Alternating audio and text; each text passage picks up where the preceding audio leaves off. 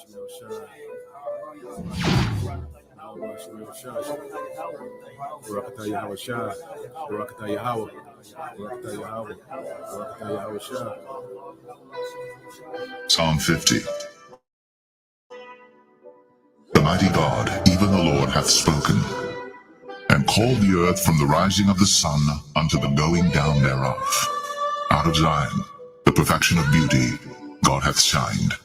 Our God shall come, and shall not keep silence. A fire shall devour before him, and it shall be very tempestuous round about him. He shall call to the heavens from above, and to the earth, that he may judge his people. Gather my saints together unto me, those that have made a covenant with me by sacrifice. And the heavens shall declare his righteousness, for God is judge himself, Selah. Hear, O my people, and I will speak, O Israel. And I will testify against thee. I am God, even thy God. I will not reprove thee for thy sacrifices or thy burnt offerings, to have been continually before me. I will take no bullock out of thy house, nor he-goats out of thy folds. For every beast of the forest is mine, and the cattle upon 1,000 hills. I know all the fowls of the mountains, and the wild beasts of the field are mine. If I were hungry, I would not tell thee. But the world is mine, and the fullness thereof. Will I eat the flesh of bulls, or drink the blood of goats? Offer unto God thanksgiving, and pay thy vows unto the Most High, and call upon me in the day of trouble. I will deliver thee, and thou shalt glorify me. But unto the wicked God saith, What hast thou to do to declare my statutes, or that thou shouldst take my covenant in thy mouth? Seeing thou hatest instruction, and castest my words behind thee. When thou sawest a thief, and thou consentedst with him, and hast been partaker with adulterers. Thou givest thy mouth to evil, and thy tongue frameth deceit. Thou sittest and speakest against thy brother. Thou slanderest thine own mother's son. These things hast thou done, and I kept silence. Thou thoughtest that I was altogether such a one as thyself, but I will reprove thee.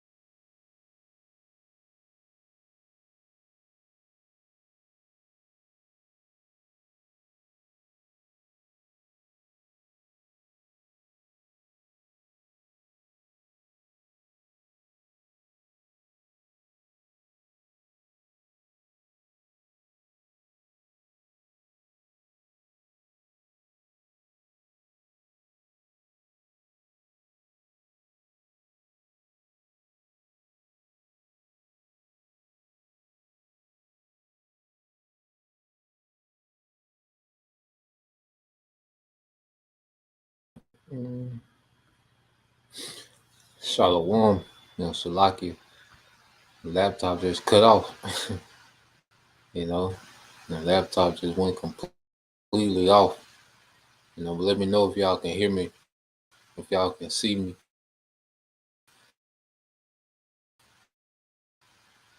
We good. But yeah, laptop seem to do that.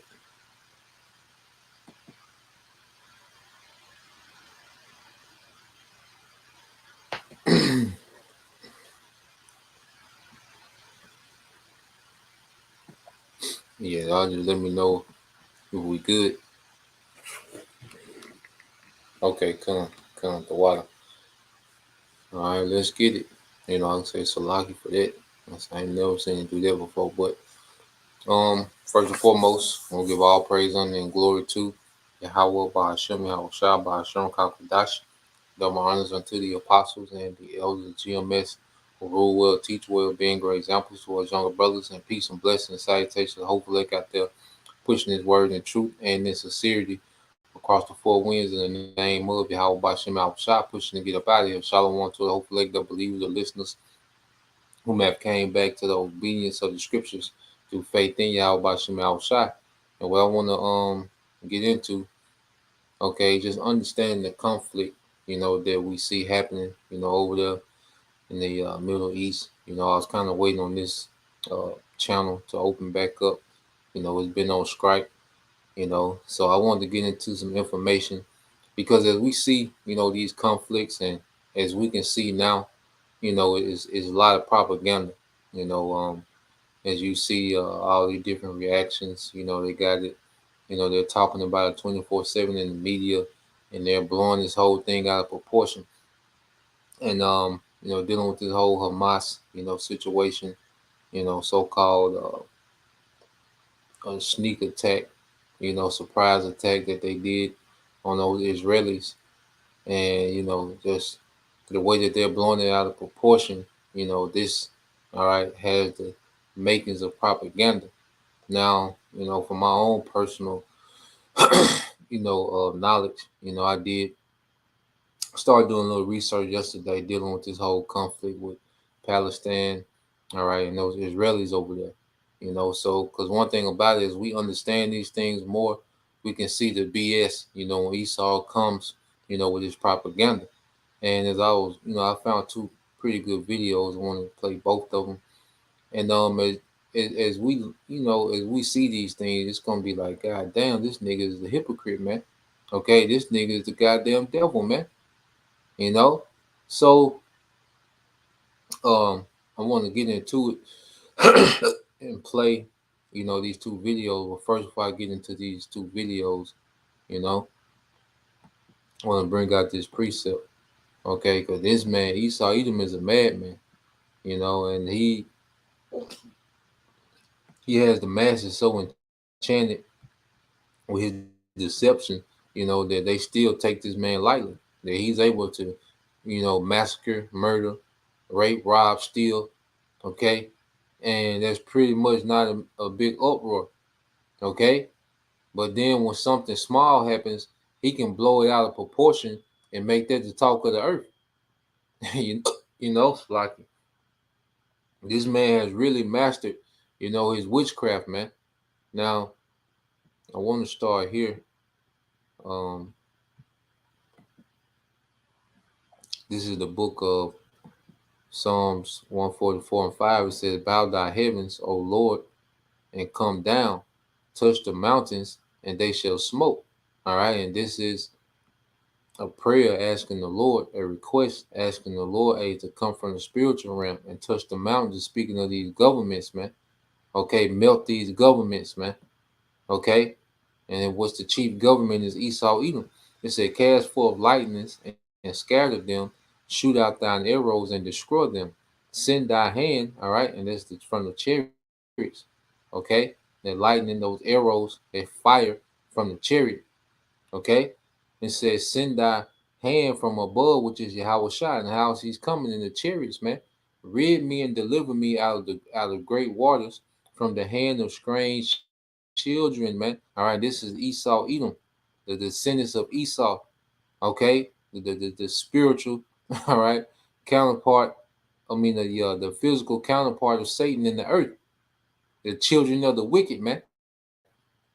Okay, and that's who runs the earth, and they run the earth. When you read verse 48, whose mouth speak of vanity, and their right hand is a right hand of falsehood. Yeah, and your right hand represents a place of honor.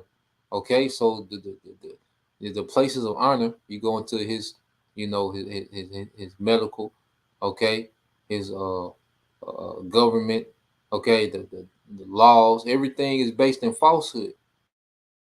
Okay, his education, all these things that's supposed to be, a thing of honor is based in falsehood. All right, and when you go into the word falsehood in the Hebrew, which is shaquar, okay, which means lie, deception, disappointment, fraud, fraudulent, okay, testify, falsehood, false oath, and this is all this man does. Okay, because remember the scripture said that he will run the earth. All right, he will run the earth in deception, and this is what we see. Most of everything that we see is some type of scripted deception, man. Okay, to create a narrative to justify his wickedness, man. Okay, but we go here, and that's why when we hear these things, we see certain news happen.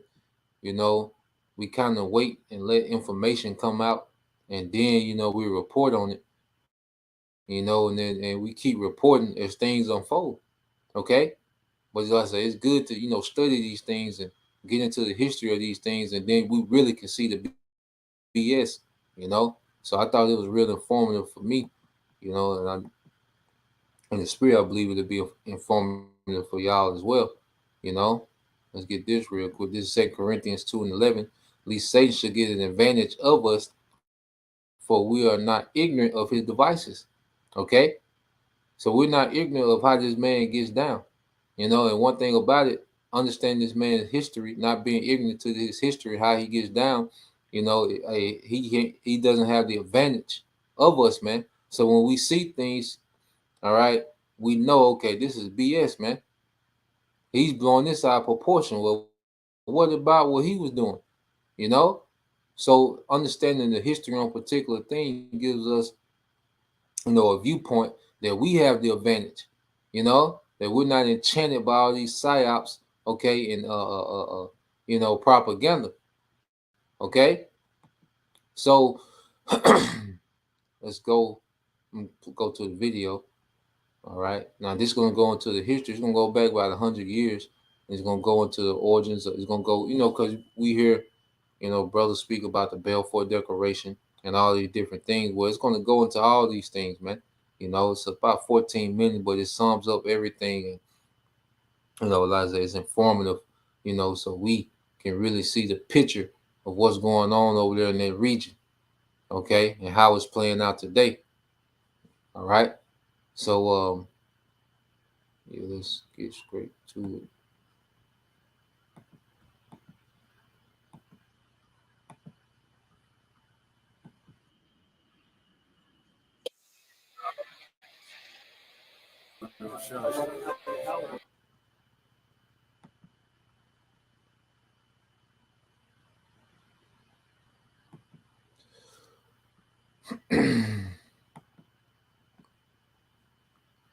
In 1917, Britain's Foreign Secretary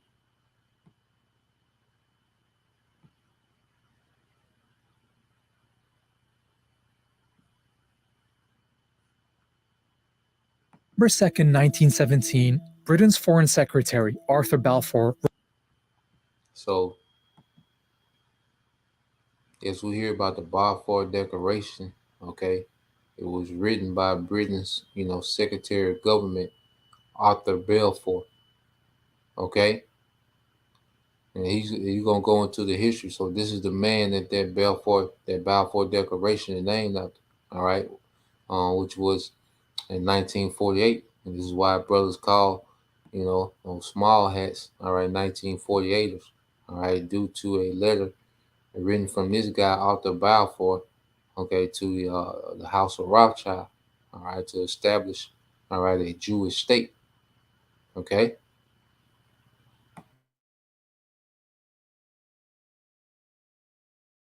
Wrote a letter that would set off a conflict still being fought more than 100 years later. His Majesty's government view with favour the establishment in Palestine of a national home for the Jewish people and will use their best endeavours to facilitate the achievement of this object.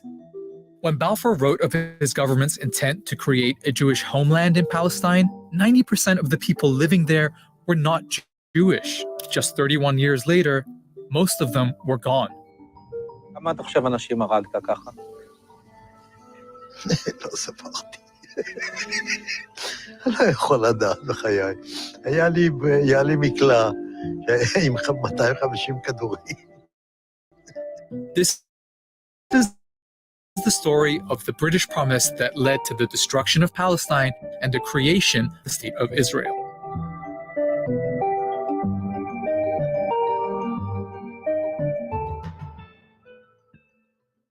Let's start with the obvious question. Why were the British making promises about other people's countries? The short answer? Empire is one hell of a drug. This was World War I, and the British were making lots of promises. In addition to promising a Jewish homeland in Palestine, they promised Arab leaders independence if they rose up against Britain's enemy, the Ottoman Empire. The Arabs did. Hollywood even made a movie about it. Arabia's for the Arabs now. That's what I've told them anyway. That's what they think. That's why they're fighting. Oh, surely. A month after Balfour's letter, British troops took Palestine, ending 400 years of Ottoman rule. The people who lived there were Arabs, mostly Muslims, but there were Christian and Jewish minorities too. There was also a tiny number of European Jews who in the late 1800s had started building small colonies there. At a time when many Jews were suffering horrific persecution in Europe, they felt Palestine could be an escape. The idea of building up a Jewish presence in Palestine became known as Zionism, but it stayed a fringe movement among European Jews. Many of them felt they shouldn't have to leave their countries to avoid persecution. But Zionism as a political movement took a big step forward with an Austrian man called Theodor Herzl. And this guy is a very important name in this story. In 1896, he published Der Judenstaat, or in English, The Jewish State. In it, he said the only way for Jews to avoid Europe's anti-Semitism was not just to leave, but to have their own country. And Herzl didn't just write. The next year, he organized a conference in Basel, Switzerland. And they've been running with their theme of anti-Sem for a long time. Okay, they've been using that formula for a long time. They exaggerate the persecution, okay, of the Ish people, you know, to play on the emotions of the world. And see, one thing about it, they guilt trip the people because they're claiming to be the Lord's people, you know. So they present themselves as you know, these harmless people that are just persecuted, okay, just for what they believe. All right. And then they push agendas, you know, because all the elites and the higher ups and the nobilities of this Edomite empire, okay, stem from Amalek, man. Okay, these people run the world, but they present the lower class, all right, of Edomites. They present them and use them as a pawn, all right, for political agendas, man. Okay, for more power, for more control. So they've been running with their anti-Sem, all right, narrative for a long time. All right.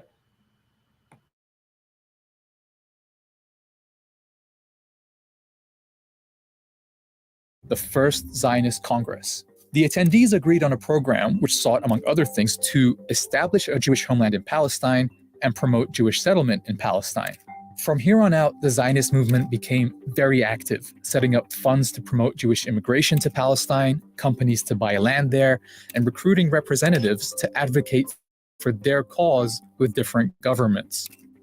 A few days after the conference, Herzl wrote this in his diary. At Basel, I founded the Jewish state. In 5 years, perhaps, and certainly in 50 years, everyone will perceive it. He was only off by 1 year. Okay, so that is a lot of history, but it's important because the Zionist movement is a critical part of this story going forward. especially after it found a friend in the British government, where a lot of high-ranking officials supported Zionism, sometimes for unexpected reasons. Prime Minister Lloyd George was a Christian zealot who believed gathering the Jewish people in Palestine would bring Jesus Christ back to earth. Others, like Balfour, believed that getting the Jewish people out of Europe and into their own country would be a good thing. Herzl was pretty visionary when he wrote that the anti-Semitic nations will become our allies. Meanwhile, the Zionists assured Britain that their future country would be a reliable ally. So that's the backstory of how European anti-Semitism, Zionism, and British imperialism all led to the Balfour Declaration, this British promise to build a homeland for Jews in Palestine. Now we're going to look at how Britain did that. World War I had been a conflict between rival empires, and the winner set up the League of Nations to distribute the losing side's territories between them. They called it the Mandate System, putting territories once controlled by the Ottoman and German empires under the, quote, tutelage of advanced nations until they became independent. Britain was given the mandate over Palestine, but the Palestinian people were never asked what they wanted or what independence would look like to them. Listen to what Balfour wrote to one of his colleagues. For in Palestine, we do not propose even to go through the form of consulting the wishes of the present inhabitants of the country. Instead, it was the Zionists who were consulted about what their vision for Palestine was, and so the mandate ended up incorporating not just the Balfour Declaration, but several clauses requiring Britain to ensure the establishment of a Jewish home in Palestine. British rule was very accommodating to the Zionist project. The Jewish community in Palestine grew with big waves of immigration. They had their own schools and factories and even their own militia, the Haganah, and they were led by the Polish-born David Ben-Gurion, the leader of their representative body, the Jewish Agency. To the Palestinians, it was clear that Britain wasn't delivering them independence. It was delivering their country to other people. In 1936, they went on strike. British forces tried to break the strike with arrests, torture, mass punishment, and executions.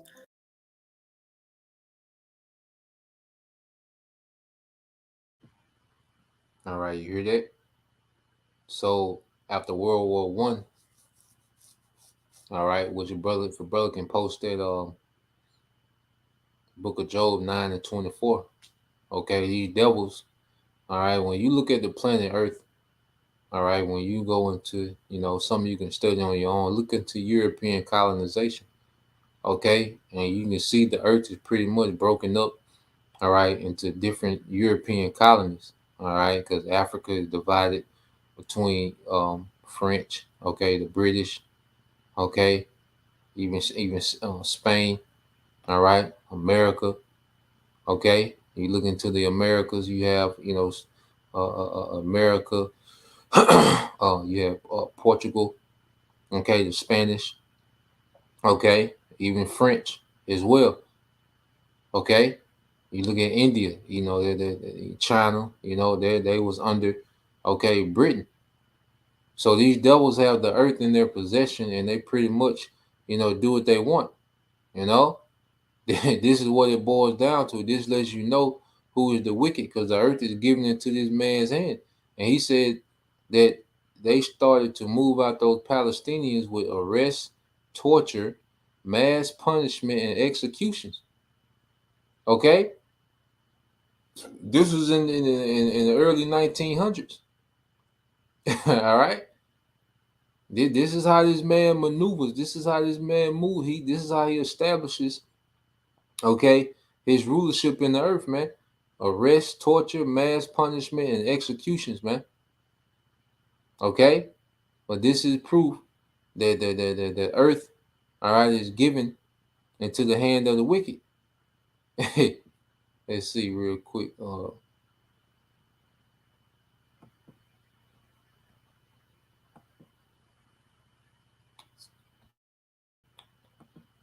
Joe,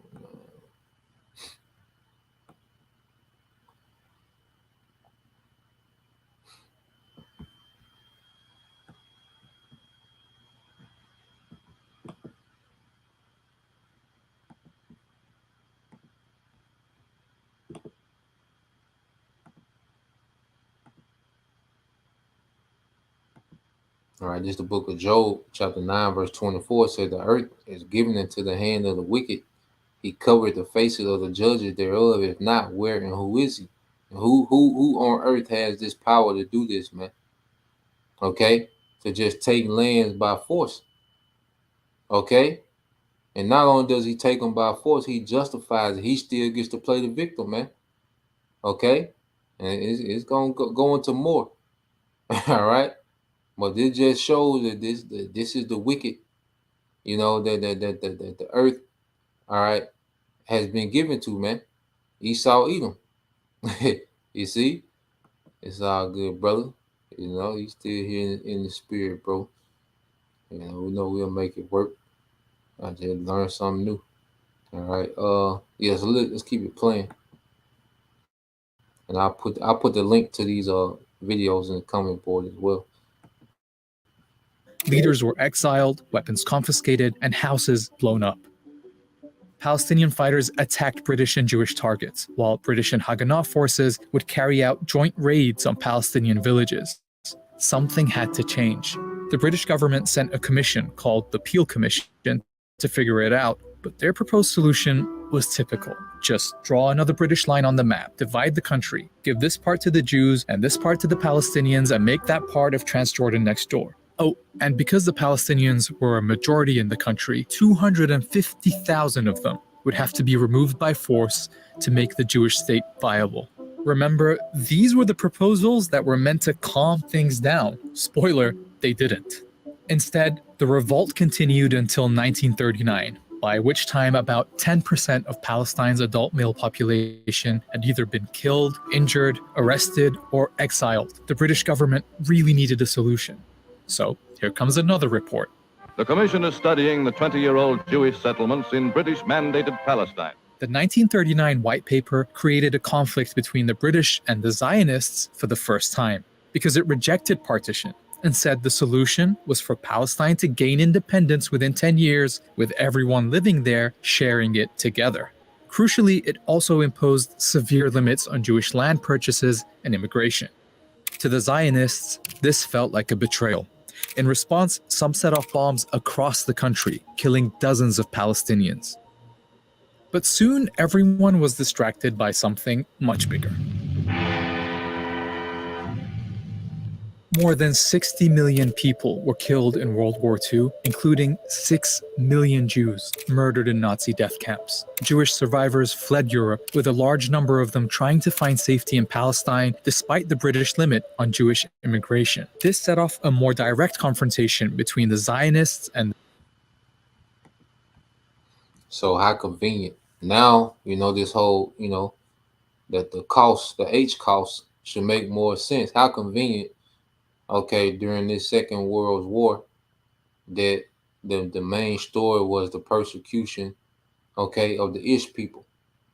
Remember, before World War II, they was already, you know, pretty much terrorizing the Palestinians, blowing up houses. He said, "You're blowing up houses, man.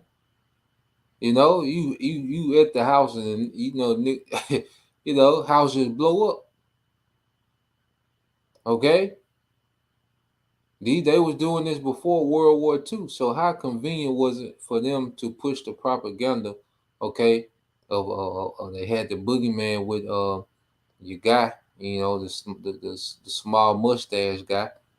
Okay, they had the boogeyman. Okay. And they ran with the propaganda that, you know, he was terrorizing who? The Ish people. Okay? And what did this do? Just created sympathy for these people, all right, because they was getting ready to do, all right, some wickedness, man.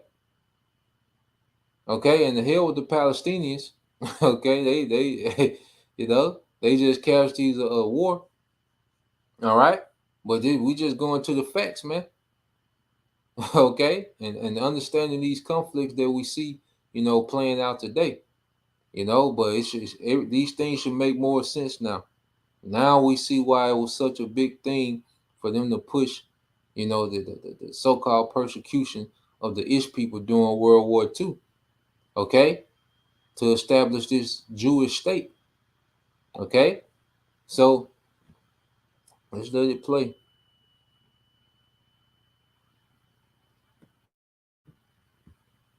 and I hope this is making sense. Let me know if I need to, go back over anything, or, any questions, but I hope this is making sense.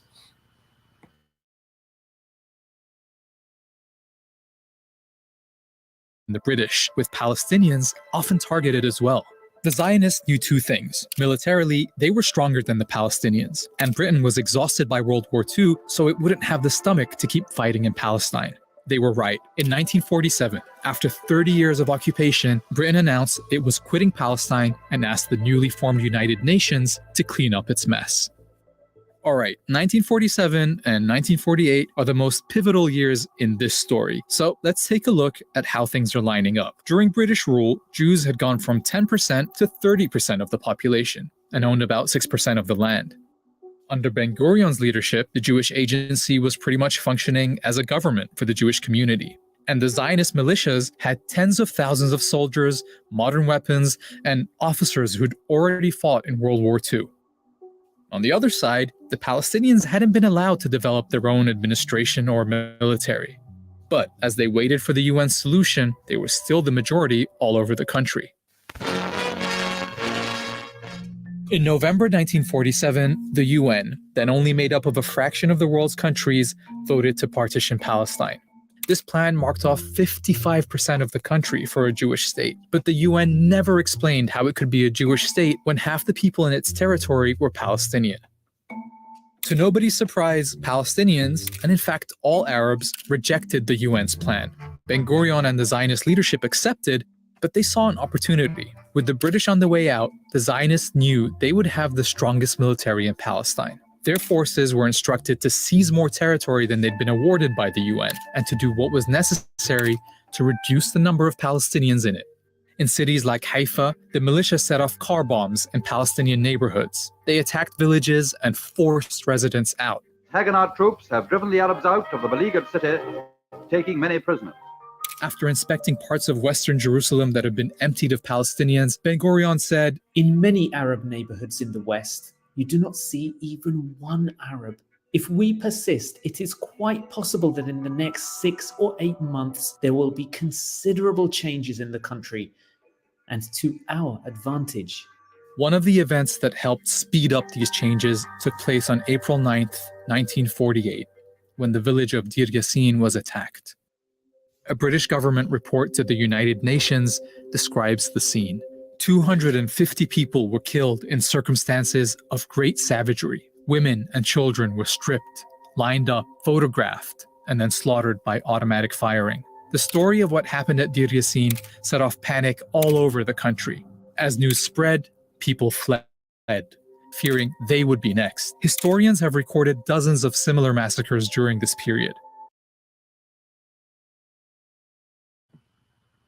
So men, women, and children were stripped naked. Okay, these are all civilians. Remember, the one Israeli civilian died, and it's an uproar. We got to hear about it for the next 2 months.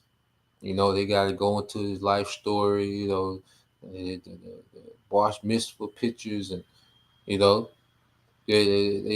blow it up. But these military men, these Israelis, okay, and we know what they really are, all right, they lined up men, women, and children, stripped them naked, took pictures, all right, because he's just a sick bastard. Okay, this man is a sick bastard, man, and this is why when we look at these things today, when we, like right now, we go to the news, they're going to be playing the victim. And then you look at the history, and it's like, how? He's like, how is this man able to get away with this, man? This is how you know that he's just written, all right, to deceive the world, Because you look at these things like, how is this nigga able to get away with? How is he still able to play the victim? But this man's a hell of a warlock, man. Okay. Killed them execution style, stripped them naked, took pictures and killed them execution style. They said this was typical. This is just one reporting of it, man. These things were typical, man. Okay. And we should know better than anyone, man. This is how he dealt with Gad, Reuben. Okay, this is how he dealt with the Northern Kingdom and the islands, Taino Indians, man. Okay, knocked them down to 500. Okay, millions of people. He knocked them down to a population of 500. Man, this man is absolutely crazy, man. Okay, this is why we beg and plead to our power. All right, and this is the man that Jake, all right, wants to save. Okay, a nigga still talking about Esau making it. Yeah, ain't nothing else to say this nigga, man. Okay, I'm gonna let it play.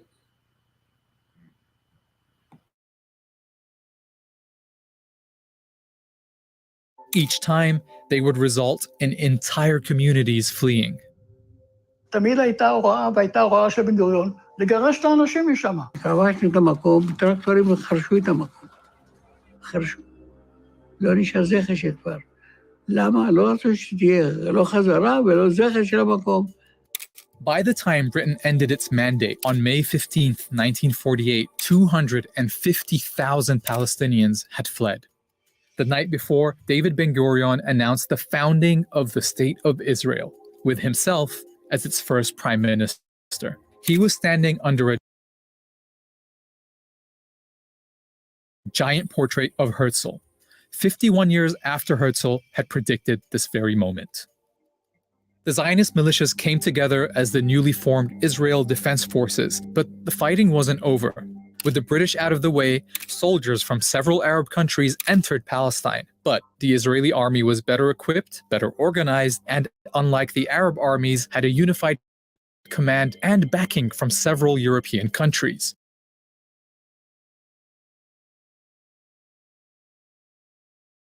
This is how this man gets down. You know, let's get into some precepts. We're gonna play the rest of it. I gotta get these precepts, man. So after the slaughter, that's how the Israeli state was founded, man, through slaughter. Okay, to just pure slaughter, man. Okay, and this how America was founded, pure slaughter. Okay, Canada, you know, slaughter. Okay, America's just the biggest example of it, man. Well, this is how this man moves through the earth. Okay. This is Habakkuk 2 and 12. It says, woe to him that buildeth a town with blood and established a city by iniquity. Okay, and this is what this man does. This is how he has established his rulership in the earth, all right, through slaughter and iniquity, man. Okay? But guess what? Esau's blood is going to be required because he shed so much in the earth. All right, what's that in we used to get it all the time. Let me get that in the Numbers. Okay, and his biggest offense is what he did to the children of Israel. Okay, I was saying the hell with these Palestinians. All right, Allah, you know, ain't gonna come through. All right, you know, but just judging it, you know, on the surface level, it's like, goddamn, and they're still playing the victim to this day. You know, let's get that in Numbers real quick. I believe it's Numbers 35. You know, I remember we used to come out every week. You know, especially Edomite came to the camp. Okay, this is Numbers 35 and 33. It says, so ye shall not pollute the land wherein you are, for blood it defileth the land, and the land cannot be cleansed of the blood that is shed therein, but by the blood of him that shed it. And that's why, you know, them Israelis, you know, because hey, a lot of those, you know, because it spoke about, you know, the IDF, the Israeli Defense Force. Okay, it's a lot of devils that's guilty of their blood. Now the elites are guilty, all right, on another level because they orchestrated. They're the mastermind behind this wickedness. All right, a lot of these everyday, you know, Edomites over there in the land, you know, they're guilty. All right, of the blood. You know, you had the interview. He was interviewing one of those soldiers, okay, from the IDF, you know, and they said, how many people you killed? He said, I wasn't counting. He said, I had 250 bullets in the machine gun. He was laughing, man. Okay, but guess what? They gonna get their work over there in that region, man. Russia, Iran, Turkey, Hezbollah. You know, and that's another thing, like with Hamas, you know, just so we'll know. Now Hamas is more of a ragtag, you know, it wouldn't even be called the military.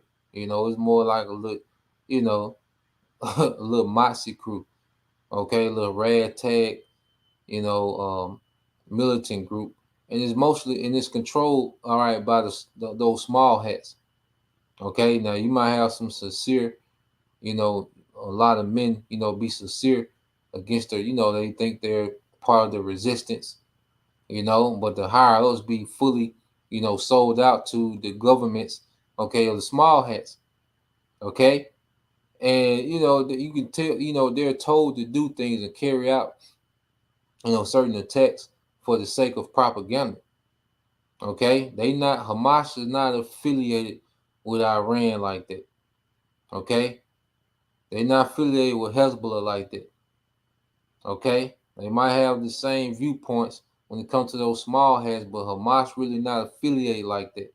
Now Iran is the big homie over there to all, you know, those nations in that region. Now Hezbollah, they are affiliated with Iran.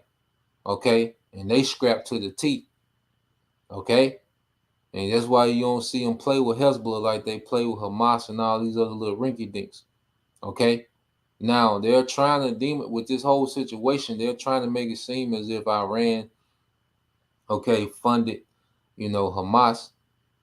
All right, which that's all some BS, you know, to paint Iran as a bad guy. Then they trying to mention Hezbollah has something to do with it. Okay, so we'll see if they're gonna, you know, pivot and take a hard stance with, you know, Iran and Hezbollah. And that's when they start playing with Hezbollah, okay, then you're gonna see some real back and forth. Then you really gonna see all right, some missile play. The Hezbollah scrapped up there. Okay. Now IDF is a high tech military, all right, but they ran into Hezbollah before, and Hezbollah bust their ass back in 2006. Okay, if you know you want to look into that, you know, which I'll probably find and put the link in real quick. You know, I went into it before. You know, we went into it before, but you know, you into things like that, we'll get into it. Okay, but going back into it, you know, they take a hard stance toward Hezbollah, then we're gonna see. You know, and if they take a hard stance towards Iran, all right, then it's really all right gonna go there. Okay, but this conflict with Hamas, this propaganda. Okay, that's all it is. Okay, propaganda for something that they plan on doing. Ultimately, they're gonna keep clearing out those Palestinians. Okay, and claiming territory for the Ish people, man.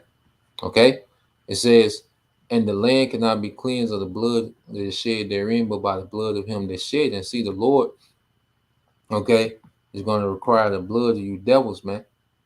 Okay, and mainly for what you did to Israel. See, this is just a little, you know, a little side thing they got going on with these Palestinians. But what they did to us, you know, the Lord definitely is going to require that, man. You know, let's get this book of Job, chapter 4. Yep, the brother posted the water, brother. Yep, we're going to get that one as well, you know. Let's get this in Job 4, and we'll get back to the video. This is Job 4 and 8. And it says, even as I have seen, they that plow iniquity and sow wickedness reap the same. And Esau has a lot of blood, okay, that he has to reap, okay, because he has sown a lot of blood into the earth, man.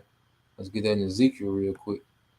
All right, this book of Ezekiel 35, okay, and this is what he did to us, man, because even what we're seeing happening to those Palestinians, all right, if a brother can post that with that Daniel, is it 9 and 12? You know how we've had the worst captivity. We suffer the worst under the devil, man. All right, this Ezekiel 35 and 5. All right. Well, in fact, I started at 1 and reading 2. Ezekiel 35:1. Moreover, the word of the Lord came unto me, saying, Son of man, set thy face against Mount Seir and prophesy against it, and say unto it, Thus saith the Lord power, behold, O Mount Seir, I am against thee, and will stretch out my hand against thee, and will make these most desolate, man. And this is speaking to Esau, man. Going to Mount Seir. And the mount is going to the government, man. Okay? And see, the brains of the operation is these small hats, man. Okay? These elite bankers, they are all small hats. Okay? This is the true government of these Edomites is Amalek, man. Okay, but the Lord's finna reach out and touch Amalek, man. It says, I will lay thy cities waste, and thou shalt be desolate. See, all this victim playing that Esau Edom does, he's finna really be the victim, man. Okay? And within the judgment of the Lord. It says, and thou shalt know that I am the Lord, Yahweh Bashem Al-Shai, because thou hast had a perpetual hatred, and hast shed the blood of the children of Israel by the force of the sword, in the time of their calamity, and the time of their iniquity had an end. Therefore, as I live, said the Lord, I will prepare thee unto blood, and blood shall pursue thee. Sit thou hast not hated blood, even blood shall pursue thee. Okay? And this man has put a lot of blood in the earth, man. Okay? And mainly the children of Israel. Okay? But it didn't stop there. Like this devil, this how he handles all these nations, man. Okay? Let's go here and get back to the video. I got one more to play after this. We'll play about 6-7 minutes of it. All right. Just going into what's going on now. And I just hope that we're getting a better understanding of, okay, what we're seeing. It should make more sense when we see, this man's propaganda. We can identify. We're like, wait a minute. Okay. It's amazing how the devil's still able to play the victim after all he's done. Okay. It's the brother GMS Good Soldier 144.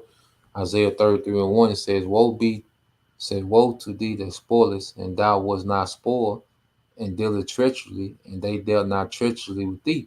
When thou shalt cease to spoil, thou shalt be spoiled, and when thou, shall make an end of dealing treacherously, they shall deal treacherously with thee. And this man is very treacherous how he moves, man. Okay, and this is just how he moves. Okay, and you niggas marching and crying for Esau to do right. This nigga ain't built to do right, man. Okay, you niggas is out your goddamn mind, man. Okay, this man not built to do right and to be fair. Okay, and that ain't how he move. Okay, and a lot of niggas finna learn the hard way in these times, man. All right. I say this, and he's gonna be in this. What we seeing happen in Palestine, it's gonna be that on a much larger scale. What he's gonna do to Jake and Jacob's trouble, man. Okay, the worst time ever. Brother can post those scriptures, man. How we come to the worst time ever. This devil finna get busy. The Lord finna allow the man to get busy out here, man. I'll just finish this real quick.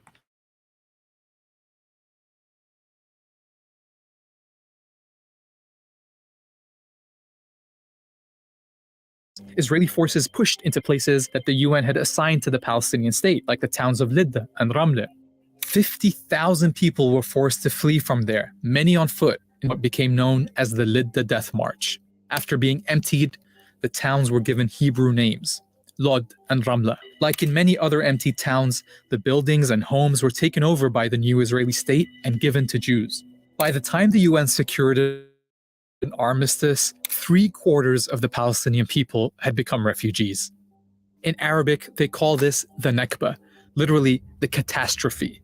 The new state of Israel made up 78% of what had been Palestine. The remaining parts were annexed by Jordan or taken over by Egypt. A year later, the UN passed a resolution calling for all Palestinian refugees to be allowed to return home. They never have been. Palestine had been erased. In the decades since, attempts to resolve this conflict have again tried to partition the land. With each successive attempt, the territory offered to Palestinians in their historic homeland shrinks even more. Ironically, Israel is still struggling to maintain the population advantage it gained in 1948 when it forced all those people out, because in 1967, it occupied the West Bank and Gaza, bringing all the Palestinians living there under its rule. And so today, the population of Jews and non-Jews in this land is roughly equal. But those living under occupation have no rights, no citizenship, and no prospect of independence. The Nakba-era tactics of settlement, home demolitions, and expulsion are still used against them. Nakba, Nakba, no! We want Nakba, Nakba, no! Israel has taken the land but wants nothing to do with the millions under its rule. International, Israeli, and Palestinian human rights groups say this system is a form of apartheid. To see if that's an accurate description of Israel more than 100 years after Balfour's promise, watch this video here. Many people think of Israel and So now it's going to go into another video. Like I said, we played like the first 7 minutes of it. I think it hit the point. And it just show you the conditions of those Palestinians, under the Israeli government. All right. And you see it's no different than, when Jake was under the Jim Crow laws. Okay. Willie Lynch era. Okay. It's no difference. It's how these devils move. The whole earth is under Edomite supremacy, man. But this is his empire. Okay. It is what it is. So this term apartheid, they're going to explain it. All right. She's going to go into the, the living, all right, conditions of those Palestinians, all right, under this Israeli government, man. Okay. This is the devil that the Bible speaks of, man.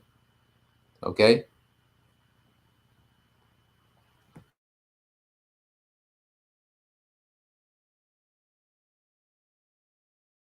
Palestine as two countries at war, with this one, a state for Jewish people, occupying this one here, where Palestinians live. The truth is, both Israeli Jews and Palestinians live all over this territory, ruled by one government and one army, based on the idea of advancing the supremacy and domination of one group of people, Jews. And that is what guides its policies and its practices towards Palestinians. In other words, apartheid.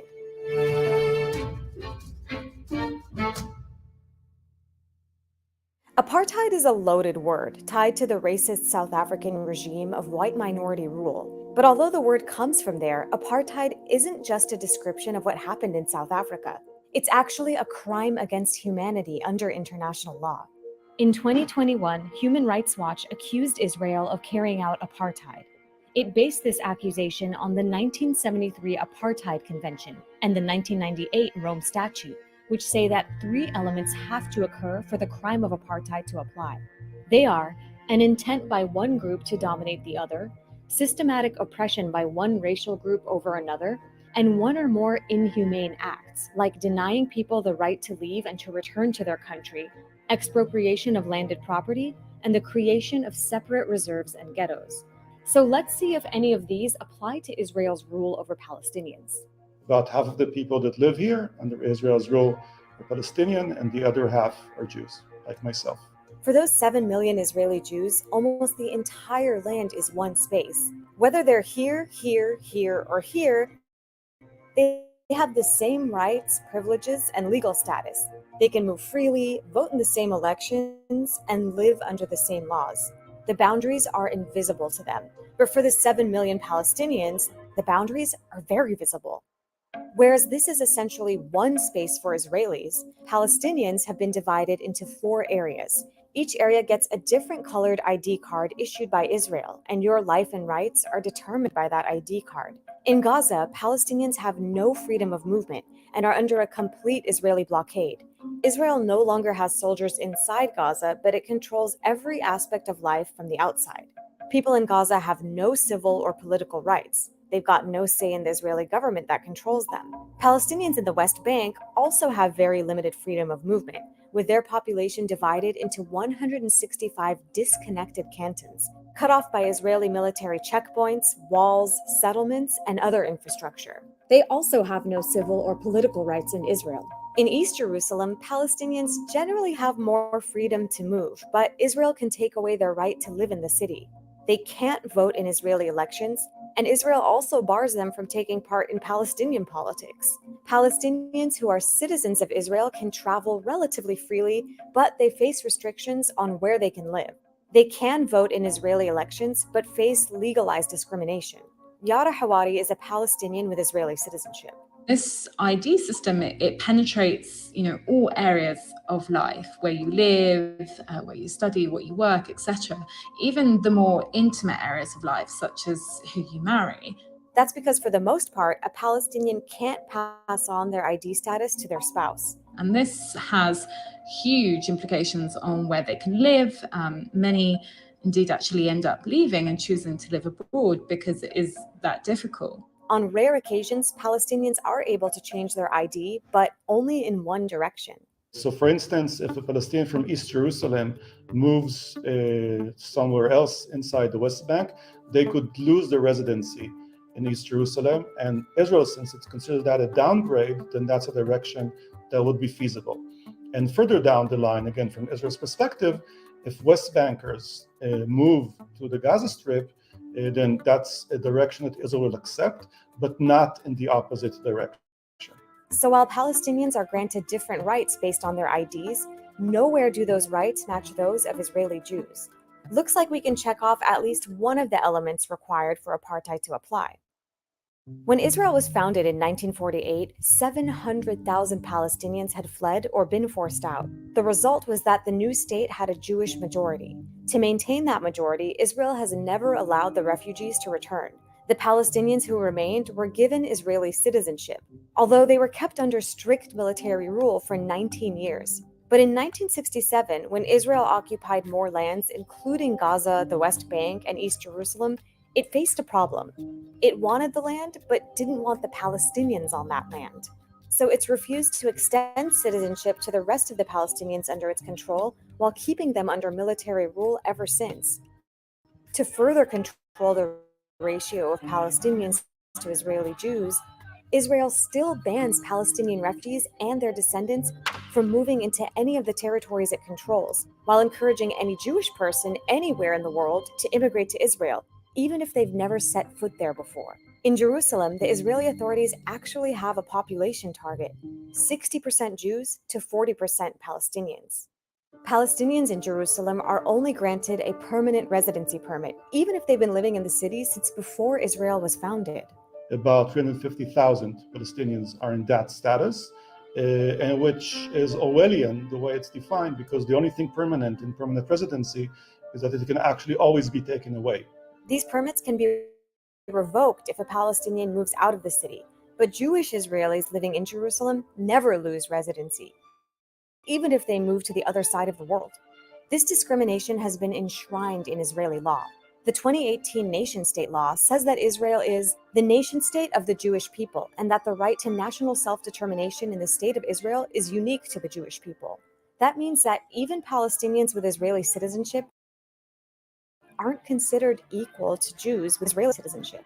As Israel's Prime Minister Benjamin Netanyahu put it, Israel is not a state of all its citizens, but rather the nation-state of the Jewish people, and only them. So let's go back to that list from before. The nation-state law is only one of many Israeli laws that explicitly discriminate against Palestinians. For example, there's the 1950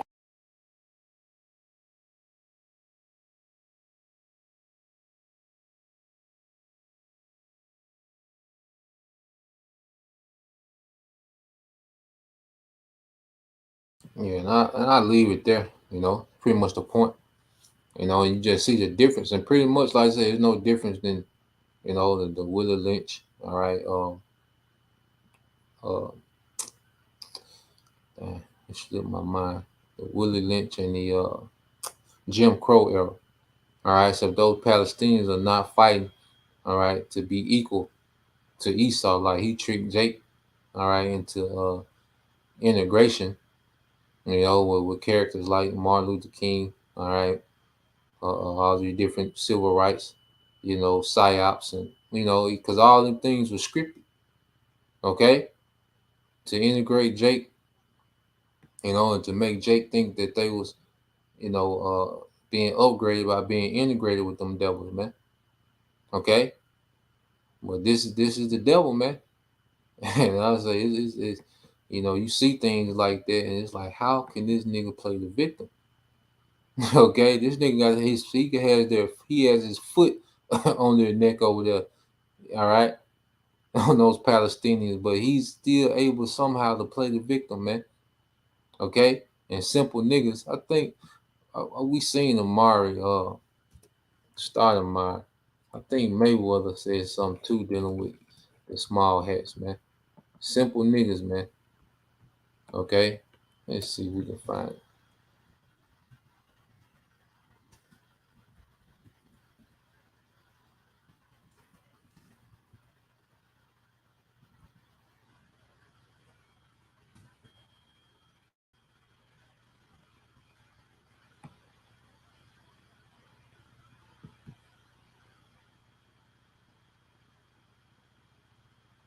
So after we, let's see let's just look at some response.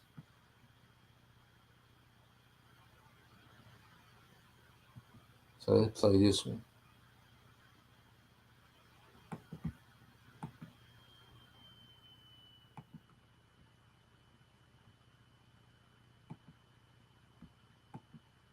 We have live images of Gaza. So now after we know all this history, and then you'll look at now we should be able to easily identify the propaganda. Okay, now listen, let's see what they say. And of Israeli Prime Minister Benjamin Netanyahu ordering what he calls a complete siege in Gaza after declaring war on Hamas. This is after the Palestinian militant group Hamas launched a surprise attack over the weekend, resulting in the deadliest day in Israel's history. Protesters in U.S. cities reacting to the fighting overseas. Many Israeli American and Palestinian Americans raising their voices over the conflict that has killed hundreds and wounded thousands in the Middle East. So joining me now is U.S. Democratic strategist Rania Batrece, who is also a first-generation Palestinian American. Rania, thank you so much for joining us. And first of all, you were supposed to be in that region today. So how are you and your family members? So far, everybody is safe, thankfully. But again, that's just so far, obviously, minute by minute. Every time one of those WhatsApp messages doesn't go through, there's a lot of concern because, like I was saying, every moment things are changing. That's a terrifying way to proceed. So have you been able to contact your family, though, and speak with them at all, even if it's through WhatsApp? Some of them, yes.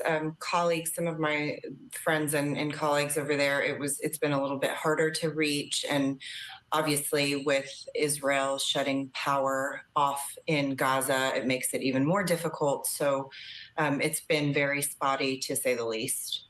Yeah. And over the weekend, Democrat Minnesota Representative Ilhan Omar called on the international community to provide protections for Palestinians. So what do you think those protections should look like?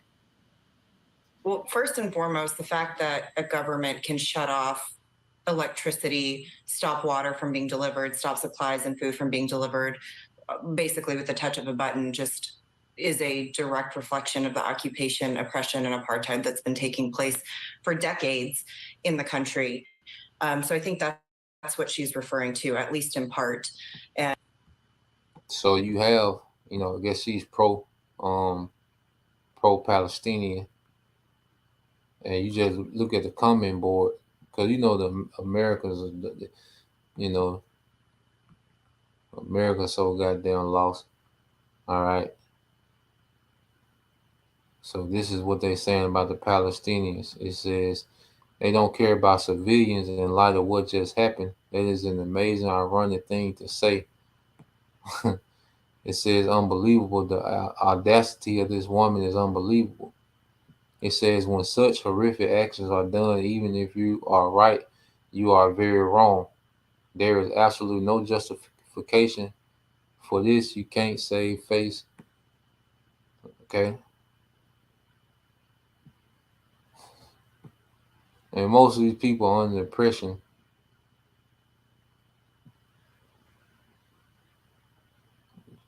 She says U.S. is instigating, but nothing about Iran. She said Israeli government is blah, blah, but not the Palestinian side. So yeah, pretty much America, and this is why America gonna get so many missiles dropped on top of their ass too, man.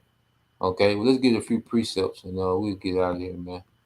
Well, you just see the propaganda at work. You're gonna hear a lot of people with dumbass reactions, unlearned, responses to what's going on. They don't really understand, what's going on, man. All right. So yeah, let's just get a few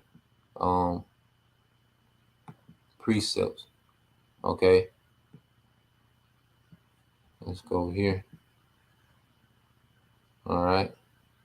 That's why scriptures describe this, man. This is Isaiah 14:4.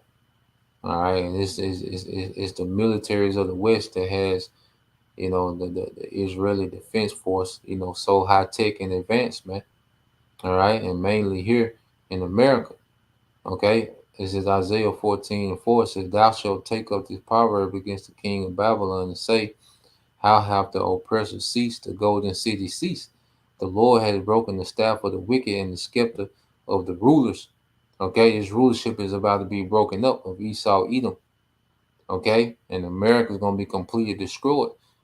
All right, and what those Israelis are doing is going to draw America into a war that's going to get it completely, is going to get America turned into a desert. It says, "He who smote the people in wrath with a continual smoke, he that ruled the nation is he that ruled the nations in anger is persecuted, and none hindereth." Okay, he that ruled the people with a continuous stroke, man, just a continuous stroke of wickedness, man. Okay, this man rules the earth in anger, man. There's always some mischief he has against the inhabitants of the earth, man. Especially, all right, Israel, man. All right, the tribes. It says the whole earth is at rest and in quiet. They break forth into singing. Okay, and it's gonna be a rejoicing at the fall of the devil, man. Now these heathens, they have to go through a 1,000-year period of harsh rulership and righteousness. Okay, because they've been influenced in wickedness under this devil. All right, but eventually they're going to get to enjoy a righteous kingdom. Okay, they're not having to worry about being bombed and being executed just cause, man. In our kingdom, man. Nah, man, it's gonna be a righteous rulership. Okay, and let's just go here. We end it here. All right, this man is the devil that the Bible speaks of, man. It's Proverbs 29:2 says, "When the righteous are in authority, the people rejoice." All right, and eventually these nations are going to rejoice in our rulership. They're going to be delighted. All right, to keep the ways of Yahweh Shema Shah, the law, statutes, and commandments, man. Okay, they're going to get to enjoy the earth. They're going to get to enjoy family. They're not going to be under the covenant. Okay, they're not going to be immortal. They're not going to have spiritual powers. Okay, that's perks for Israel. Okay, but they will enjoy a righteous kingdom, a righteous earth, clean water, clean food. Okay, family structure, order. All right, the patriarch. Okay, they're gonna get to enjoy those things. It says, "But when the wicked bear rule, the people mourn."